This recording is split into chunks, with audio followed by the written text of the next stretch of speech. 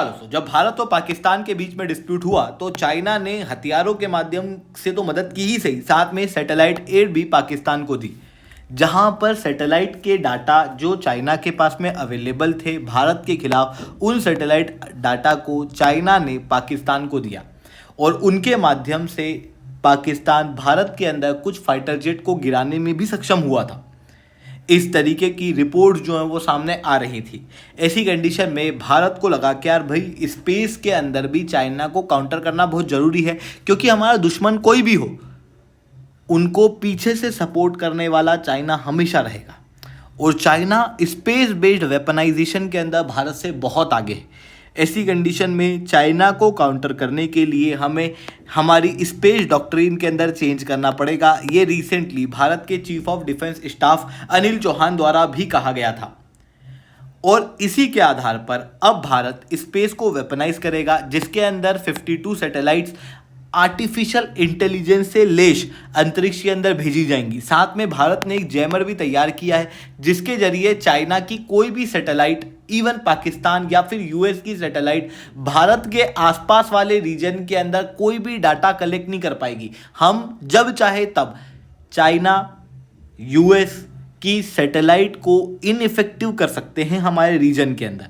और आप सब जानते हो, पाकिस्तान के पास में जितने भी फाइटर जेट्स हैं, वो फाइटर जेट नेविगेट करते हैं या तो चाइना के बेदू के द्वारा या फिर यूएस के जीपीएस के द्वारा। अगर हम इन दोनों को ही इनइफेक्टिव कर रहे हैं हमारे जेमर के माध्यम से, तो जो पाकिस्तान के फाइटर जेट्स हैं वो पूरी तरीके से इनइफेक्टिव हो जाएंगे इंडिया वाले रीजन में। ये मतलब एकदम बौखला जाएंगे, जाना का। इवन चाइना के जो फाइटर जेट है ना, वो भी भारत के अंदर कुछ भी नहीं कर पाएंगे। इस तरीके का जेमर हम लोगों ने बना लिया है। तो दोस्तों, यहाँ पर एग्जैक्टली क्या हुआ है, इसे मैं शुभेंद्र चौहान डिटेल में आप लोगों के साथ में चर्चा करूंगा। बट उसके पहले आप लोग मेरे साथ में एसआरसी10 टेलीग्राम ग्रुप के ऊपर जुड़ सकते हो। मेरे क्लास के अपडेट, पीपीटी, पीडीएफ सब कुछ आपको मिल जाएगी। यूपीएससी सीएससी की तैयारी करना, इंडिया के टॉप एजुकेटर से ऑफलाइन क्लास के अंदर पढ़ना है, आप लोगों के पास में अच्छा मौका है। अनअकैडमी केवल ऑनलाइन ही रहा है, अनअकैडमी अब ऑफलाइन भी आ चुका है। अगर आप जुड़ना चाहते हो तो संभव पे कांटेक्ट कर सकते हो। इसके अलावा मंथली करंट अफेयर्स में प्रीवियस क्वेश्चन, फिल्म्स के मॉक टेस्ट, एनसीईआरटी के नोट्स की समरी और इंडिया ईयर बुक की समरी अगर आपको फ्री ऑफ कॉस्ट डाउनलोड करना है, नीचे डिस्क्रिप्शन के अंदर मैंने लिंक दी है, वहां से आप लोग डाउनलोड कर सकते हो। चलिए दोस्तों, समझने का प्रयास करते हैं यहाँ पे क्या हुआ है। बेसिकली भारत और पाकिस्तान के बीच में जब डिस्प्यूट चल रहे थे,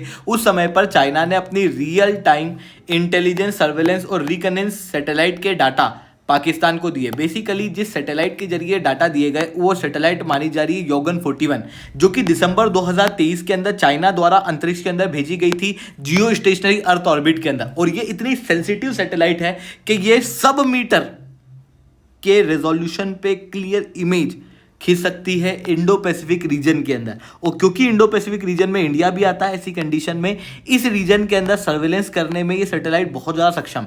और इसी सैटेलाइट के डाटा की मदद से हो सकता है पाकिस्तान ने भारतीय फाइटर जेट को गिराया हो। बट यहां से भारत को ये बात समझ में क्लियर आ चुकी है कि पाकिस्तान जो है,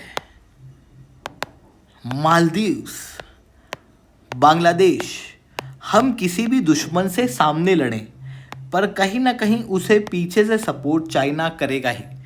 अब भले ही ये दुश्मन हमारे कमज़ोर हैं, पर हमारा असली दुश्मन कोई है तो वो है चाइना। हमें बेसिकली कैपेसिटी के अंदर चाइना को काउंटर करने की बहुत ज़्यादा आवश्यकता है। हालांकि ये बात भी सत्य है कि अगर चाइना ने अपनी टेक्नोलॉजी किसी देश को दी है तो ज़रूरी नहीं कि वो टेक्नोलॉजी के माध्यम से वो देश भारत का नुकसान पहुंचा ही पाएगा, क्योंकि चाइना ने वैसे तो अपने एयर डिफेंस सिस्टम भी पाकिस्तान को दिए थे, बट उनसे कुछ हुआ नहीं ना। सिमिलरली J-10C फाइटर जेट भी पाकिस्तान को दिए थे, ये भी पूरी तरीके से फेल हो गए। इनकी मिसाइल भी दी गई थी, वो भी फेल हो गई। मतलब चाइनीज टेक्नोलॉजी पे ऐसा कोई बहुत भरोसा किया नहीं जा सकता कि भाई ये सपोर्ट करेगी नहीं करेगी, क्या होगा। बट फिर भी भारत को अपनी सेफ्टी जो है वो लेके चलना जरूरी है, क्योंकि ये नेशनल सिक्योरिटी का मामला है। और जो हम लोग स्पेस सेक्टर के अंदर बात करते हैं ना, तो चाइना जो है वो भारत से काफ़ी आगे है। चाइना के पास में लगभग 5,500 सैटेलाइट है, जबकि भारत ने लगभग 218 सैटेलाइट ही अंतरिक्ष के अंदर लॉन्च की हुई है। इंटेलिजेंस के अंदर 100 से ज़्यादा सैटेलाइट चाइना के पास में है और भारत के पास में केवल 16 सैटेलाइट्स हैं।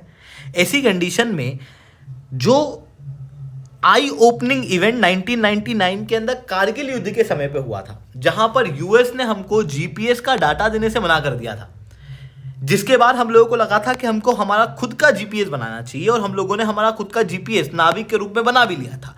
ठीक उसी तरीके से अभी जो चाइना ने पाकिस्तान को सपोर्ट करके किया है, इसके बाद से वापस से हमारे लिए एक आई ओपनिंग मूवमेंट आ चुका है, जहां पर अब हम लोगों को लग रहा है कि भाई भारत को अपनी स्पेस डॉक्ट्रिन के अंदर बड़े बदलाव करने की जरूरत है। क्योंकि पहले जो हमारी स्पेस डॉक्ट्रिन थी वो इसरो फोकस्ड थी और सिविलियन साइंटिफिक डोमेन में थी, मिलिटराइजेशन के ऊपर नहीं थी। पर अब हम चाहते हैं कि हमारी जो स्पेस डॉक्ट्रिन है उसके अंदर हम स्पेस के अंदर मिलिट्री सैटेलाइट को लॉन्च करें, ताकि हम इंटेलिजेंस, सर्वेलेंस और रिकनेंस प्रॉपर रूप से कर सकें। और उसके लिए कैबिनेट कमेटी ऑन सिक्योरिटी द्वारा ऑलरेडी 52 सर्वेलेंस सैटेलाइट के प्रोजेक्ट को मंजूरी दे दी गई है। बेसिकली ये space based surveillance system phase 3 की मैं बात कर रहा हूं, जिसको मंजूरी ऑलरेडी अक्टूबर 2024 के अंदर दी जा चुकी थी। इसके अंदर लगभग 52 सैटेलाइट लो अर्थ ऑर्बिट और जियो स्टेशनरी अर्थ ऑर्बिट के अंदर लॉन्च की जाएगी और ये सैटेलाइट आर्टिफिशियल इंटेलिजेंस से लैस होगी। इससे क्या होगा, देखो जियो स्टेशनरी अर्थ ऑर्बिट धरती से लगभग 36,000 किलोमीटर की दूरी पे है। ऐसी कंडीशन में ये धरती की दूर से इमेज लेती है और बड़ी इमेज लेती है, मतलब एक ज़्यादा बड़े एरिया पे नज़र रख पाती है। लो अर्थ ऑर्बिट पे जो सैटेलाइट्स होती है वो क्लियर इमेज लेती है पर कम एरिया में लेती है। तो यहाँ पर क्या होगा, जियो स्टेशनरी अर्थ ऑर्बिट में जो सैटेलाइट है वो कुछ भी दिक्कत देखेगी कि देखो धरती के ऊपर यहाँ पर कुछ गड़बड़ है, तो वो फिर लो अर्थ ऑर्बिट को आर्टिफिशियल इंटेलिजेंस के माध्यम से बताएगी कि भाई वहाँ देखो वहाँ पे कुछ गड़बड़ तो नहीं है। फिर लो अर्थ ऑर्बिट उसकी क्लोज इमेज लेगी, वहाँ पर क्लोज इमेज के अंदर पता लगेगा कि हाँ कुछ गड़बड़ है, तो वो इमेज जो है वो धरती के ऊपर हमारे जो स्पेस स्टेशन है वहाँ पर भेज दिए जाएंगे। फिर उन्हीं को हम हमारे जो डिफेंस सिस्टम है उनके अंदर भी इंटीग्रेट कर पाएंगे। इससे क्या होगा कि एक कंप्रहेंसिव सिस्टम हम बना पाएंगे, जहां पर धरती, स्पेस, पानी, हवा के अंदर जितने भी हमारे हथियार हैं जो इंटेलिजेंस को गैदर कर रहे हैं, उन सबको मिला के हम एक सिंगल इंटेलिजेंस क्रिएट कर पाएंगे, उसको एआई के माध्यम से एनालाइज करके और उसके आधार पर एक इफेक्टिव डिसीजन ले पाएंगे। इतना ही नहीं, इस बार चाइना ने बेदू का डाटा और जो अपनी सैटेलाइट का डाटा पाकिस्तान को दिया, उसके बाद हम लोगों को समझ में आ चुका है कि भाई बेदू को भी काउंटर करना जरूरी है। देखो भारत के पास में ऑलरेडी इस तरीके के जैमर अवेलेबल थे जिसके अंदर हम जीपीएस को भारत के अंदर एक्टिव होने से रोक सकते हैं। ऐसा कैसे होता है, जनरली जो भी जीपीएस हैं, बेदू हैं, ये सब कैसे काम करते हैं, ये जितने भी नेविगेशन सिस्टम्स हैं ये काम करते हैं रेडियो वेव के ऊपर। तो इन रेडियो वेव को इंटरफेयर करके इनको रोक लिया जाता है, ताकि जो दुश्मन की सैटेलाइट है वो भारत के अंदर से डाटा जो है वो गैदर ना कर पाए। और ये चीज़ की जाती है जैमर्स के माध्यम से।